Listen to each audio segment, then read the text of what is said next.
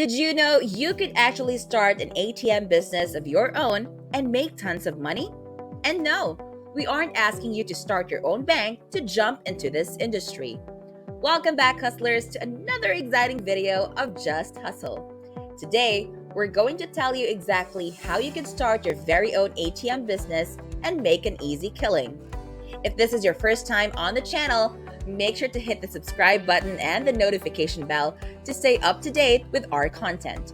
Here, we talk about anything and everything related to finance, investments, money, and money. Let's dive right in. There are 8 simple steps to making a lucrative ATM business. But first, why should you even consider getting into this? Well, because people run to ATMs every time they need to withdraw cash. Mostly small amounts, but sometimes bigger amounts too. It's easy, it's quick, it's convenient, and they don't mind paying a small service fee. The sum of this small service fee could actually add a few of zeros to your own bank balance. If paid strategically, this business could be a great source of passive income for anyone. So, how do we start? Step 1. Planning your business. For any business to be successful, you definitely require a clear plan and to map out the specifics. You need to know what your initial investment is going to be. This can be determined by how many machines you decide to start your business with. An ATM can cost you anywhere between $3,000 to $10,000. Conduct thorough research before you go and purchase your machines. Stick to one manufacturer for all your machines. This helps in the long run as you and your team learn how to repair and replace parts over time. Make sure you understand EMV and that your machines are EMV compliant. While it will require more startup capital, purchase a new machine with a 1-year warranty on parts. Older equipment leaves you open for potential issues and may not be equipped to handle evolving banking requirements or laws. You would also require at least $2,000 to $3,000 in cash on a rotating basis in these machines. Other costs include one-time investments like a vehicle to transport the cash and getting a good insurance policy. Your target audience needs to be set as soon as you start your business. With ATMs, everyone old enough to own a bank account is part of your target audience. The key is to be strategic about where your ATM is situated. Around malls and shopping complexes would be ideal. Other commercial streets with a lot of bars and restaurants would be good options too. Your standard fee per transaction could be $2.50 or $3. If located in the right spot, you could make back your investment in no time and start making profits sooner than you would have expected. Step 2. Form a legal entity. This is an extremely important step since forming an LLC or a corporation protects you from being personally held responsible if at all your ATMs are sued. It's important to also understand that by having separate books of accounts for your business allows you to write off the cost of buying or leasing the ATM as a business expense. Step 3. Get registered. Even though you run a chain of ATMs, it is still running a business and has to be registered with the government. In order to register for taxes, you will have to first apply for an EIN, which is a simple and free process. Step 4. Set up your business bank account. Once your business is registered, set up a business bank account and credit card so you don't keep diving into your own money.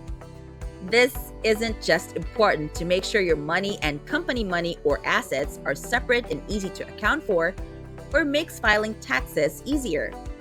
In any unfortunate event like the business being sued, you stay protected. Why get a business credit card?